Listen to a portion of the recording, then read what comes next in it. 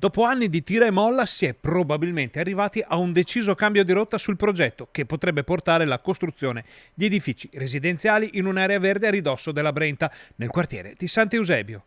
I residenti hanno annunciato che daranno battaglia, ma il municipio sembra intenzionato a tirar dritto. Ecco perché. Un intervento che era stato proposto già nel 2013-2014, che ricordo molto bene era in Consiglio Comunale, ma rispetto a quell'epoca le regole sono cambiate.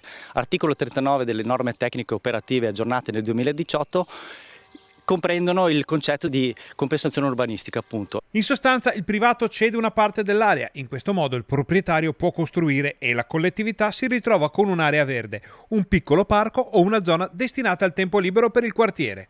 L'assessore Viero sottolinea inoltre come questo passaggio sia possibile grazie a un intervento dell'amministrazione Poletto. Un intervento amministrativo che tra l'altro condivido, perché in 30 anni il Comune di Bassano del Grappa non è mai riuscito ad espropriare un'area privata per farne un parco pubblico o qualche struttura pubblica. La compensazione urbanistica introduce un concetto nuovo ma che è vincente e consente cioè al privato, che comunque su quell'area ha pagato per anni l'IMU, di cedere parte di quell'area per consentire all'amministrazione comunale di eseguire interventi pubblici. E Viero risponde anche ai cittadini che si sono lamentati di una scarsa condivisione di temi da parte del Comune. Il concetto di condivisione è stato fatto nello specifico poi di quell'area lì in epoca Covid, proprio nel mio ufficio, nel Sala Mezzanino, con una delegazione del Consiglio di quartiere e alcuni residenti della zona. Ma proprio in quell'occasione è stato spiegato che quando c'è una variante del piano interventi, nulla vieta durante la fase di pubblicazione dopo l'adozione di fare tutte le osservazioni possibili.